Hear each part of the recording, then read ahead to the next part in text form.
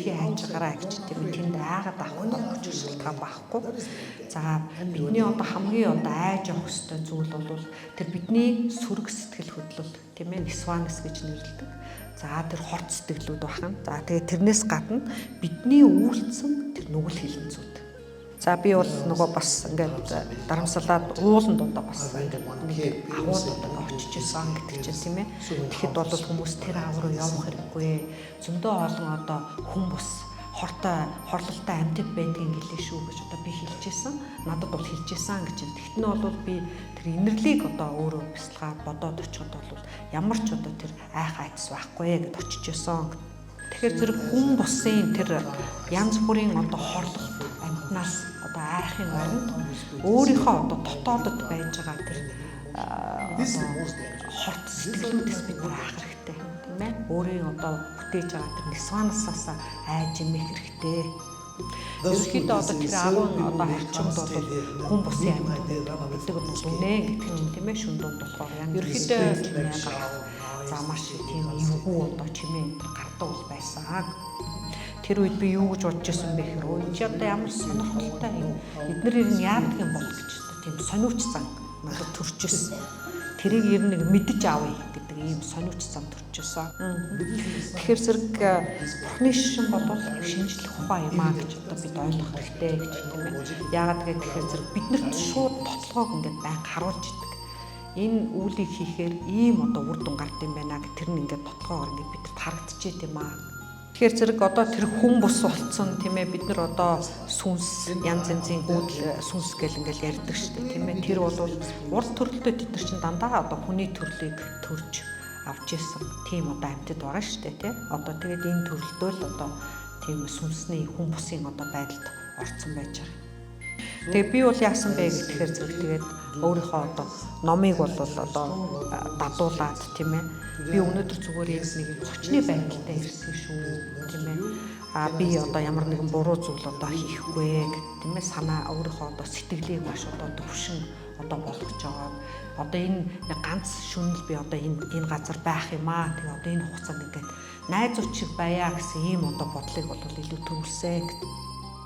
Бид бол одоо энэ зан үйлийн хувьд одоо бас тэдэнд одоо зориулсан ийм өглөг зан үйл одоо бол бас байдаг юм аа гэж тийм ээ. Тэрийг одоо бас хийсэн. Тэгэхээр одоо бид ингээд нөгөө тэр одоо амьтдыг одоо хооллох тийм ээ. Одоо хүмүүсийн тэр амьтдыг ингээд хооллох энэ тэр үедээ бидний бодол ямар байна гэдгийг харах хэрэгтэй юм л да тийм. Үнэхээр тэднэрт сайн сайхныг хүсэж гэнэ үү? Эсвэл зайлаад өгөөч, холдоод өгөөч, яваад өгөөч гэж тэднийг ингээ хөөгд байгаа юм тий. Тийм бодол одоо ингээ төрүүлсэн байгаа юм гэдэг чи одоо их чухал байдаг байна. Одоо танад ямар нэг ингээ цочин одоо ирлээ гэж үгүй тийм үү?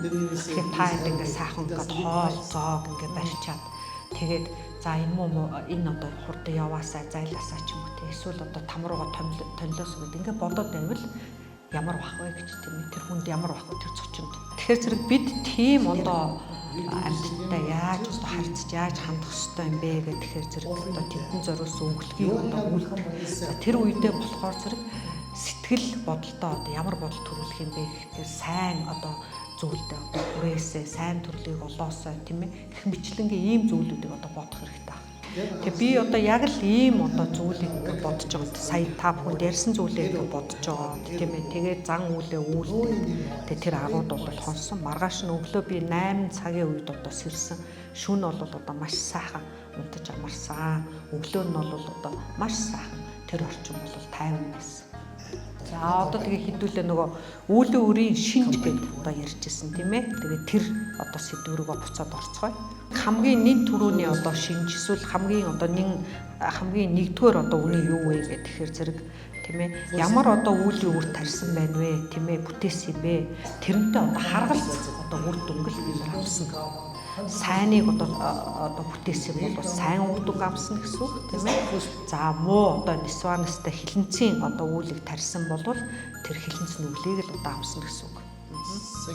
За хоёрдугаарт нь хоёрдугаар зүйл нь болохоор зэрэг шалтгааныг нь бүтээгээгүй болвол тийм ээ үр дагавар гарахгүй гэсэн үг тийм ээ.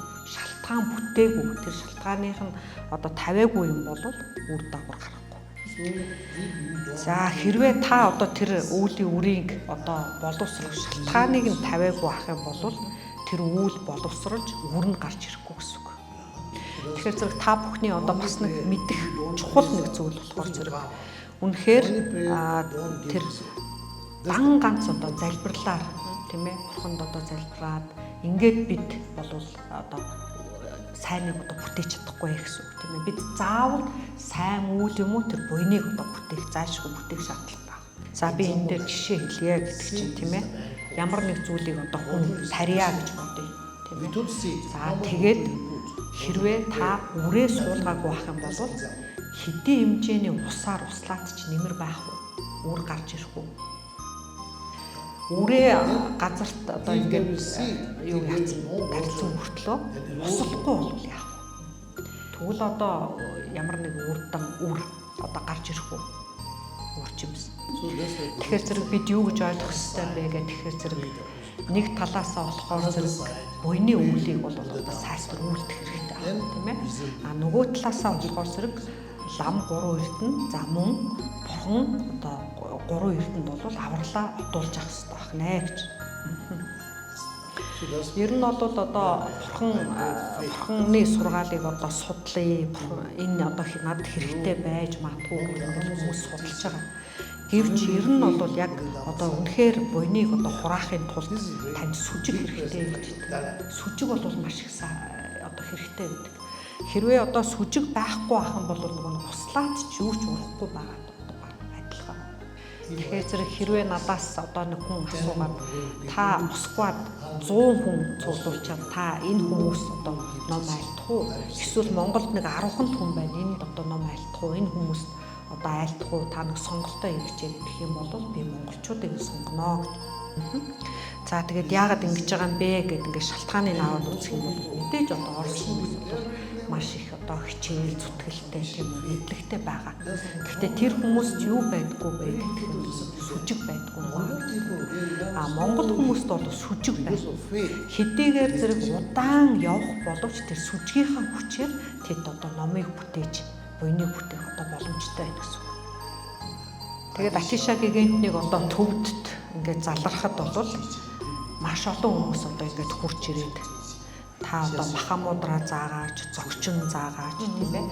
Нарабогийн одоо 6 одоо номыг одоо бидэрт зааж өгөөч гэх мэтлэнгээр одоо маш их одоо сойрхол тавьж исэн гэж ярьдаг та бид нар одоо ном бидэрт айлдаач гэж одоо ийм хүсэлтүүд тавьж исэн байна л. Тэгээд Атиша гигэдэн тухайн үед бол ямар ч ингээд хариулт хэлэхгүй ингээд яваал идэв гэсэн тийм ээ. Тэгээд нэг өдөр Атиша гэдэг юу гэсэн бэ гэхээр сүжигэл их чухал юм даа гэж тийм ээ. Хэдийгээр одоо маш одоо тод чанга дуугаар энэ номыг сонсъё, энийг үзмээр байна гэж одоо хашгирч хэлж болох боловч тэр сэтгэлийн дотоодод байгаа сүжиг илүү чухал юм аа гэж альцсан байдаг. Тэгэхээр зэрэг ерөөсөө сүжиг гэдэг бол одоо энэ бурхан багшийн одоо сургаалыг хүн дадуулж өөртөө тийм ээ бий болгож гарын аврах болгодог хамгийн одоо үндэс суурь гэсэн үг вэ гэж тийм ээ. Тэр үндэс суурь сайн байж ээж биднэрт одоо тэгээд магад гарахгүй сэтгэл гэх мэтлэнгийн бусад одоо эрдэмүүд нь төрдөг юм аа. За төвдөд бол юу гэж хэлдэг вэ гэхээр ер нь монголчууд шиг одоо юм сүжигтэй хүмүүс бол одоо бас байхгүй шүү гэж ярьдаг аа. Би бас таамаг энийг бас дахиад нь хэлье. Тэгэхээр зэрэг ер нь одоо ингээд бас нэг гонигтай зүйл одоо би одоо сүүлийн үед сонсож байгаа. Тэр нь болохоор зэрэг сүүлийн үеийн одоо залуу үеийнхэнд энэ дэд юмд итгэх тийм итгэл за мөн энэ сүжиг бол одоо бас баг зэрэг буурч байна. Тэ сүжиг их багасч байна гэсэн ийм зүйл одоо сонсогдох болсон гэж. Надад бол одоо жоохон тийм гонигтай байна. Яагаад гэвэл зэрэг энэ одоо явж бас нэг юм Монголоо алдах ийм байдалд хүрэхгүй. За тэгээд энэ сүжгийг дотор нь ингээд бас хоёр одоо ангилж үздэг гэж тийм ээ. Эхнийх нь болохоор зэрэг үйл өөрийн хуйлд итгэмжлэх одоо сүжиг гэж бий. За дараагийнх нь болохоор зэрэг 3 эрдэнд итгэмжлэх сүжиг. За тэгэхээр зэрэг мэдээж одоо энэ үйл өөрийн хуйлд итгэмжилсэн энэ одоо сүжиг байх нь бол одоо маш сайн. Гэсэн хэдий боловч 3 эрдэнд одоо итгэмжлэх сүжиг байхгүй бол тийм ээ нөгөө талдаа байхгүй ах юм бол бурхны шашинтан гэж үздэг вэ гэж. За тэгээ бурхны шашинтан болно гэдэг бол тийм ээ үеийн өөрийн хувьд итгэмжлээд одоо зогсохгүй тийм одоо итгэмжлэл төрж байгаа бол одоо сайн хэрэг гэхдээ гурван эрдэнд итгэмжилсэн тэр одоо сүжиг бол байх ёстой. За тэгэхээр энэ одоо гурван эрдэнд итгэмжил тийм ээ энэ сүжиг гэж юу яриад байна вэ гэхээр нэгдүгээрт нь болохоор зөв бурхан багшийг хамгийн дээд багш гэж итгэх. Тэгэхээр зэрэг бурхны шишинд бол одоо бурхан багшийг бүтээчийн хувьд одоо дагах ёстой, хүндэтгэх ёстой гэдэг одоо зүйл байдаг байна тийм ээ. Эсвэл бурхан багш одоо маш их хүч чадалтай учраас одоо бурхан багшийг шүтэх ёстой гэж үздэг байх нэ гэж. Бурхан багшийг бол багшийн дээд гэж үздэг. Яагаад ингэж бурхан багшийг багшийн дээд гэж үздэг юм бэ гэхээр зэрэг тэр сансраас гэтлэх тийм ээ зовлонгоос гэтлэх арга замыг бидэнд үзүүлсэн тул тийм ээ хамгийн дээд багш гэж үздэг юм аа.